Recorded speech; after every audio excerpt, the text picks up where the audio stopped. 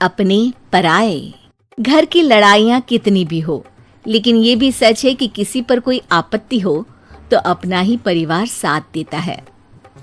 भैया, मेरे पीछे पुलिस लगी है, प्लीज मुझे बचा लो। रवि और राज दो भाई, लेकिन दोनों में कभी नहीं पटी। अरे क्या हुआ छोटे, क्या कर दिया तूने? अरे कुछ नहीं भैया, मेरा दोस्त है ना राजू, वो मुझे लेकर बैंक गया था। मुझे नहीं पता भैया कि वो वहाँ बैंक लूटने जा रहा है। मैं उसके साथ बैंक में घुसते ही सीसीटीवी कैमरे में दिख गया हूँ। अब पुलिस मुझे ढूंढ रही है भैया, मुझे बचा लो। राज कुछ सोचता है, फिर कहता है, ओके, तुम यहीं रुको, मेरा एक दोस्त पुलिस में है, मैं बात करता हूँ। तभी वहां रवि की बीवी राज की बीवी के साथ आ जाती है। तुम लोगों के घर जब तक पुलिस का आना जाना है, बच्चों को यहीं छोड़ दो, उन पर असर ठीक नहीं पड़ेगा। तभी वहां पुलिस आ जाती है। चलो चलो, कौन है रवि, थाने चलो। मैंने कुछ नहीं किया, मुझे कुछ नहीं पता। अरे वो तो पुलिस स्टेशन चलकर कुछ पता है कि नहीं, चलो। कहानी का फ्लैशबैक। भैया, मुझे मेरे मकान में हक चाहिए ही चाहिए। अरे लेकिन छोटे, अभी मेरे बच्चों पर काफी खर्चा है, तेरी भाभी की भी तबीयत ठीक नहीं रहती, बजट बिल्कुल नहीं है कि मैं अलग होकर रहूं। देख लो भैया, 1 महीना है तुम्हारे पास, जल्दी से घर खाली कर दो। अरे कैसी बात कर रहे हैं भैया, मेरे शरीर में अभी इतनी हिम्मत भी नहीं कि घर को खाली करे। तो क्यों अपना पोषण बेचा भाभी?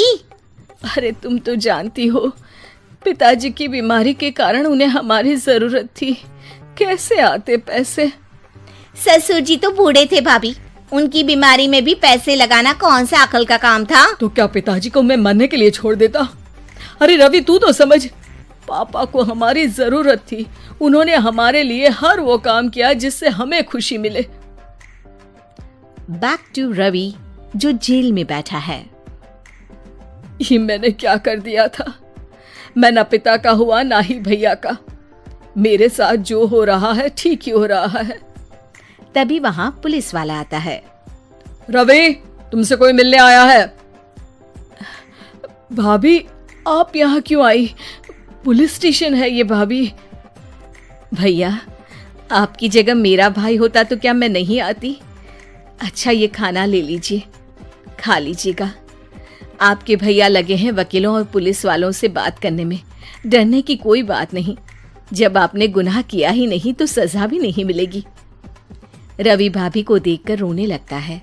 घर में साक्षी चुपचाप बैठी होती है कि तभी सोनम कहती है, अरे साक्षी, क्या हुआ, परेशान क्यों हो रही हो?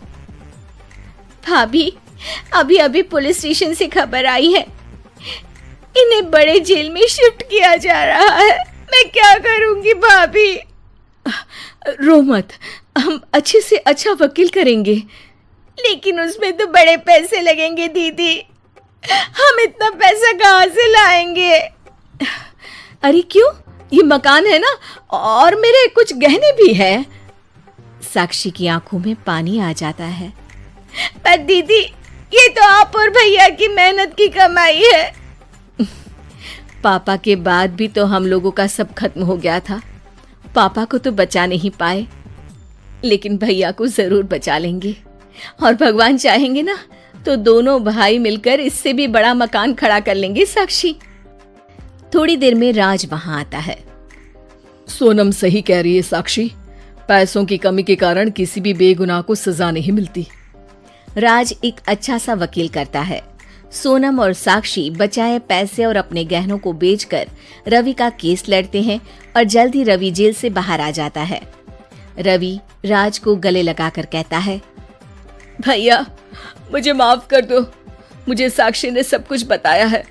भैया, आपने मुझ पर विश्वास किया, मेरे लिए दिन रात मेहनत ने अपने गहने तक बेच दिए।